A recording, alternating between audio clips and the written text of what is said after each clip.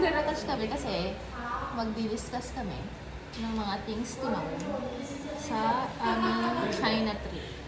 So, hindi naman puro ka-arte. Oo, may ka-artehan. Like, 80% ka-artehan. Pero, gusto rin namin may matutunan kayo sa amin. So, 20% bibigay kami ng info dito.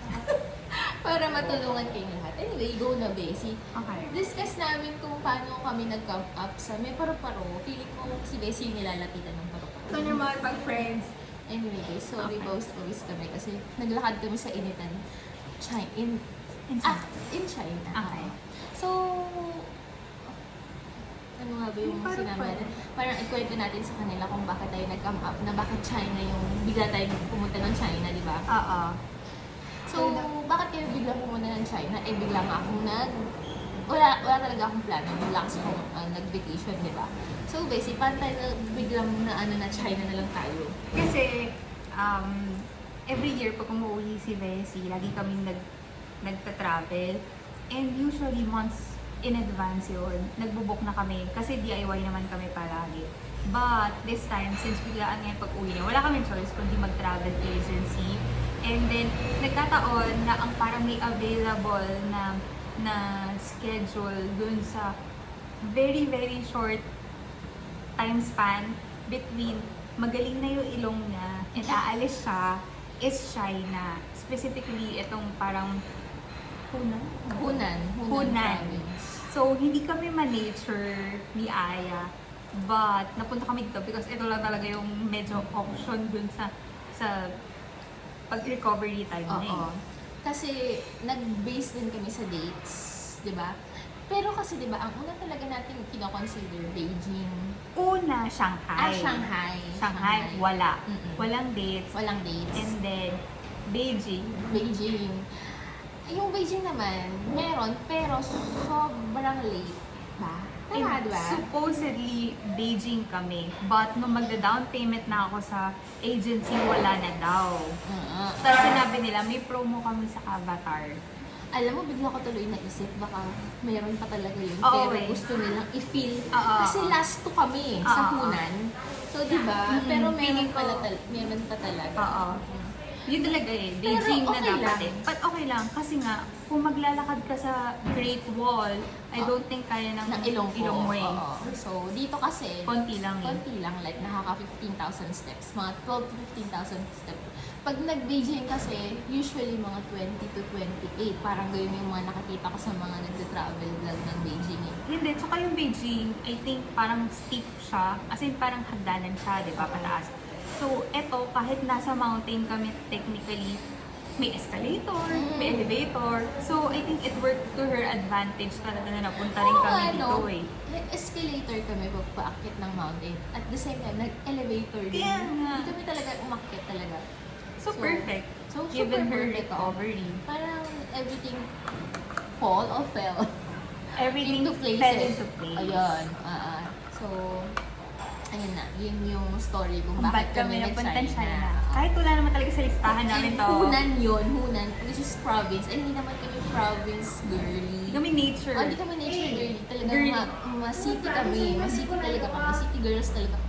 Which is ngayon ko napatunayan na oo nga, parang mas enjoy ako and iba yung feeling ko kapag city. Oo. Ano yung next natin? Parang bigyan natin sila tips? Or, Parang things to know about traveling through a tour package. Oo, kasi first time din namin actually nag-tour package. Usually DIY and si Bessie kasi magaling mag-DIY yan. Ngayon, nag-tour kami kasi nga wala na kaming time eh. Biglaan yung vacation ko, hindi na niya kayang i-DIY yun. So, ang option talaga namin, mag-tour na lang para, at alam niyo yun, yung Taken care of na lahat. Oo, wala na. Wala ka nang iintindihin. Flights, hotel. Kasi kung mag-DIY kami sa flights pa lang, yung tour package namin alone, flights pa lang yun lang isa sa amin. So, very okay na rin na nag-tour package kami. Oo, kasi makakatipid. Kasi ano eh, and considering na China, parang hindi may Great Firewall kasi, di ba? Yeah. Kung alam niyo yun, yung Great Firewall, it means na lahat ng social media natin naka-block sa kanila. Meron silang mga sarili nilang apps like kunwari Facebook, may sarili silang Facebook, which is hindi Facebook yung pangalan. Also like, Google nila, wala silang Google Maps, wala silang Google. Wala silang Grab. Wala silang Grab. Tapos, ito pa, ano yan? Oo, pag halimbawang, basta naka-block lahat. As in, mahihirapan kayo and na-experience namin yun. So, yun. Yun, asan nga ba tayo? So, Yun yung tour package. Pero ano yung mga ano ba? things to know. Things to know. Pag So, tour package ba, lahat layon literally? Ayun pa. So nalaman namin na, kasi nung nandito na lang kami, nung nalaman namin na, paano ko ba sasabihin yun? Kasi, ang gusto ko kasi sabihin na, basahin nyo maigi kung ano yung nakalagay dun sa tour. And magtanong kayo kung halimbawa, like, etong day 1. Kasi dun sa, bawa, like, day 1, nakasulat dun kung ano yung gagawin nyo. Although walang time na nakalagay, like, 8 to 9 nito, walang ganun-ganun. Meron dun, bawa, Monday, nakalagay doon, Avatar, blah, blah, blah. Avatar tour, ganyan. Tapos may nakalagay optional, tama ba? O, optional, ganyan. So, ikaw, hindi mo maiisip na hindi ka mag-avatar ka, mag-avatar tour ka pa din. Tapos yung optional is, iba yon, like, may ibang tour na i-offer. Pero ang nangyari, avatar tour pala yon. So, ang mangyayari, kung hindi mo i-avail yung avatar tour, walang mangyayari sa day mo. Pero kailangan mong sumama sa kanila. So, ikaw, nasa bus ka lang. Kasi, isang rule is hindi ka pwedeng humiwalay sa kanila. Kasi, may may sequence yung gagawin nyo eh. And hindi ka basta-basta pwede magpaalam na, ikaw pupunta ka dito. Hindi ganun. Sama-sama kayo. Parang, yung tour guide mo, lagi kayo ika-countdown every time. Ganun. So, sa bus lang talaga kayo. So, parang, ang nangyari, kung hindi ka mag-a-avail ng tour, wala kang gagawin sa araw na yun. Tama ba yung explanation ko? Explain mo nga rin basic in your point of view. Sige, ganito. Sa mga pages ng tour agencies, may nakalagay doon. For example, Avatar package, tapos 23,000, binigyan na, or 25,000. I think the first thing to take note of is, hindi yun yung ultimate price. Maraming plus-plus. So, for example, sa amin, nakuha namin supposedly, naka-promo siya, 23 na lang. Parang 29, tapos nakuha namin siya ng 23.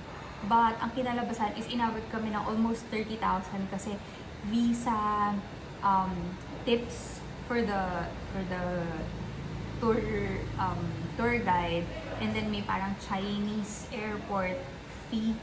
So, kung ano yung advertised, usually hindi pa yun. Marami pang plus-plus. So, in our case, from 23, naging 29. Ngayon, kapag mag-a-avail ka niyan, sisendan ka nila ng itinerary.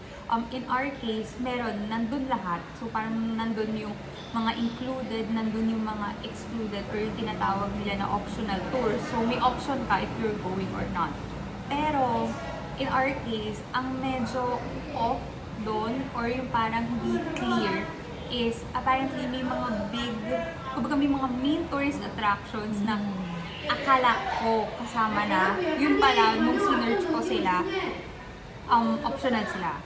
So, in our case, inabot kami in total, hindi kasama yung mga pagkain, hindi kasama yung pasalubong ng 37. Kasi yung Tianmen Mountain, yung parang may butas, apparently it's optional. I really thought na part siya ng package. Pero ang part lang ng package is yung literal na Hallelujah Mountains, yung nakita na elevator.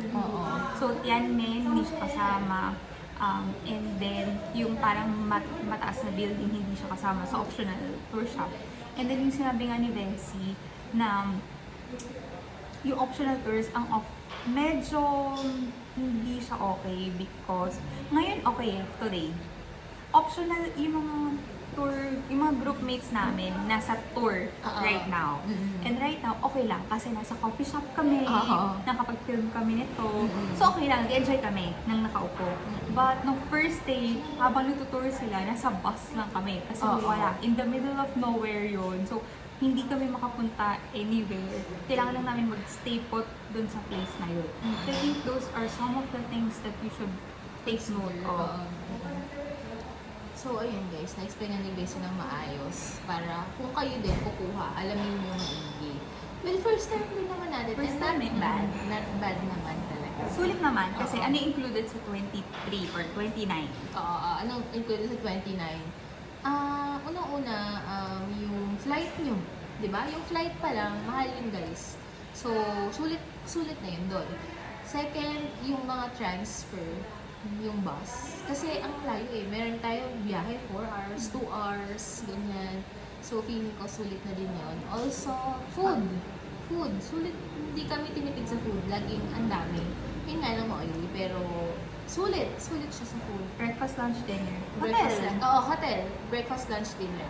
Nakita niyo naman. Nakita niyo dyan. Ano pa ba? Parang yun lang. Siguro yung Entrance. happiness kasama ba yung pwedeng sabihin? Kasi magiging masaya eh. Kasi i-group kayo into iba-ibang ano. Parang kami 30 kami kada bus. Tapos yung bus na yun na yung kasama mo throughout ng whole trip mo. Tapos magiging friends mo sila. Mm-mm. So, luckily, ang babait ng mga kasama namin and mga professional and mayayaman sila and also at the same time na educated and very maintindihin. Like, basta inaalala rin nila kami. Like, pag halimbawa may dalawa, yung dalawa si Eileen tsaka si Aya, ganyan. O yung mga dalaga, lagi tayo namin dalaga. Kasi ganun. Yung mga ganon. So, meron din mga ka-age namin, kaya ang saya din. Ganyan. Siguro, isang parang ano din doon is included yung mga basic tickets included. Like cable car. Oo. Mga ganon. Parang Cable ano, car, yung elevator, yung mga ganon. So, nakakatuwa nga yung tour na Oo, magiging close kayo by the end. Oo. Sa dulo, sa umpisa, parang closed off pa lahat eh. Hindi pa nag-usap. Tapos by gitna, even yung mga sobrang serious na Oo. tatay, parang nag-joke Nag-joke na. Tapos yung mga lolo, sobrang... Nung first day, Pinipicturean na rin hindi kayo. pa, wala pa Oo. masyado, iya pa. Pero, grabe guys, yung dumating na kami sa point na binabardagol na nila yung tour guide namin. Hindi alam ng tour guide na binabardagol na siya. Ay, nung una, tahimik lang, tawa-tawa lang, ngiti-ngiti lang. Tapos, third day na, narinig din naman, sige, kaya mo yan. Nahirapan ka sa Tapos, English. may mga English kasi siya na mali yung pronunciation. Tapos, nilaloko Seminar.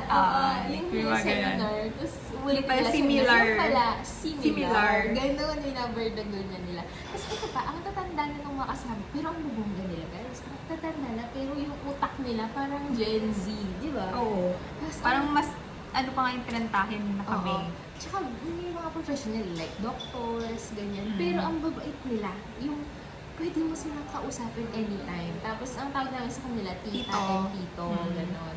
Tapos may yung iba, may kasama mga anak nila, ayan. Pero yung iba kasi ang babata ng mga anak. So, syempre, yung mga bata magkakasama, mga ganon. Syempre, depende sa age, ganyan.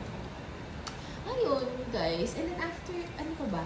Hindi na yung mga things to, no? Di ba? Wala naman. So, ano na yung ano? Nandun na ba tayo sa favorite? Sige. Sige. 13 minutes na yun. May puputulin ka ba dyan? Gusto ko ako puputulin ko pa Or diretso na? Diretso na. Hindi, putulin na lang natin. Guys, puputulin ko to. Hindi ko na i-edit to. Diretso upload.